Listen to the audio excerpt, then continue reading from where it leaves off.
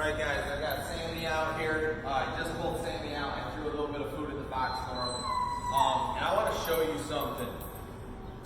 So when Sammie came in, he really was pretty mellow, not a lot of energy and willingness to work, right? He wanted to do his own thing, very reactive towards dogs, all of that. We're building more excitement. Look, headed to the box. Break. I say break, what happens? Flies to me, bang, right? Really good. Now, I'm gonna let him go back. Break. Oh, head pops on that box, flying. Now watch, go back. Head goes in the box. Oh, I totally missed that. Dropped a lot of food on the ground, went off his head. I throw food in. Okay?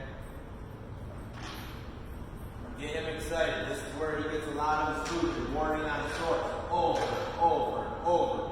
Building hope and desire for his box.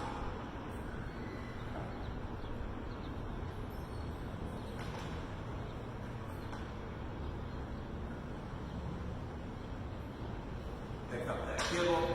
So now in a minute, I'm going to get him back to me and send him into a position.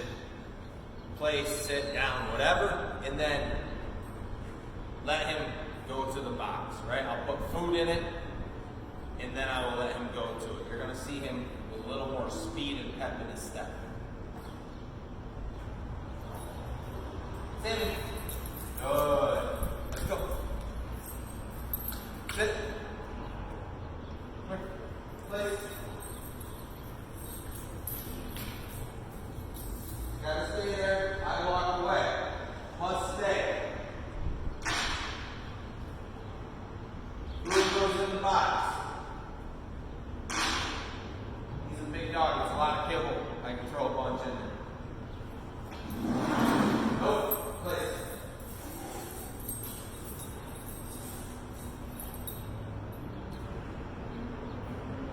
I will call him to me and then release him to the box.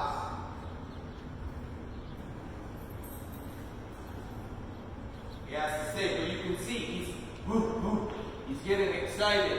Dogs should love to do this, right? Too many times I see trainers showing the dogs or showing videos and the dogs are being forced into behaviors more than wanting to do the behavior. I want the dogs to do the behavior, right? Sammie. Oh, sit. Break. See that? That's what we want. Attitude, guys. Attitude is everything. So important. Now, we're going to be throwing a remote collar on him and adding that to this as well.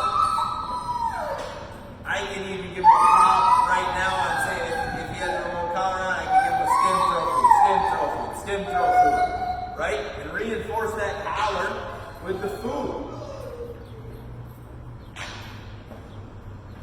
But you can see his excitement, right?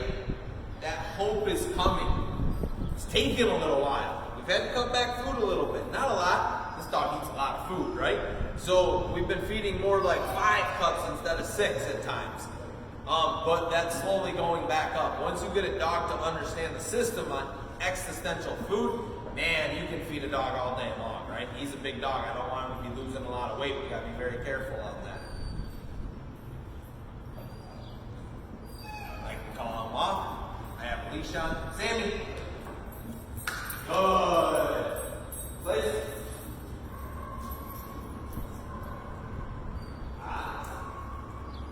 Right? And this is all spatial pressure, right? I'm using my trusty flexi. I can get away from, nope. Right? I can up. I work him here for a second.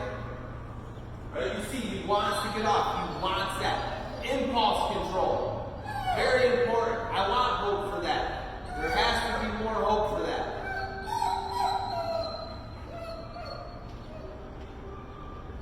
And to get there, you must come to me. Right? You can't go there. That's why we have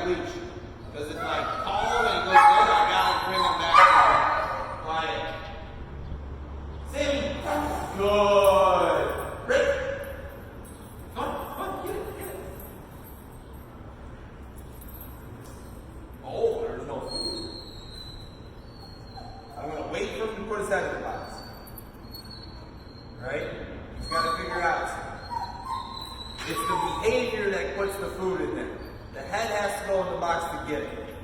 That was my fault. I thought there was food in there. He's smart. Now, this is really why using multiple markers, a clicker, can be helpful to pull him out, and then using a verbal marker to send him away, right? Sometimes you can get a little confusion there. But it's okay. He's working through it. Not that this is always easy, right? It's okay.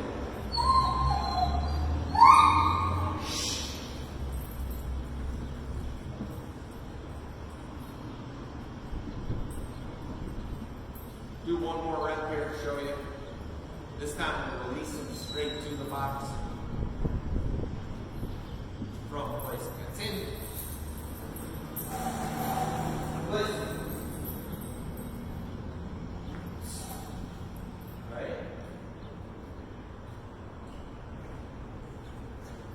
Ah. Right, that'll work.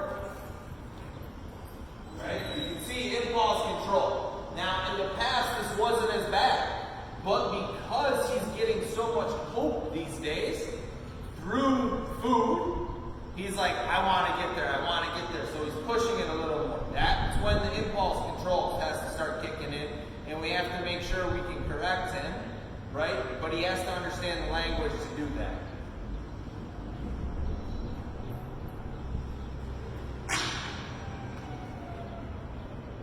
Punch in.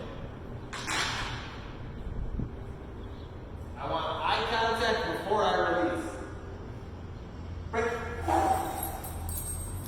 Right to it. So there you guys go, another short video on Box and Sammie. Getting a little more excited, building more hope for those behaviors, and teaching them to work impulse around that as well. There you go. Peace.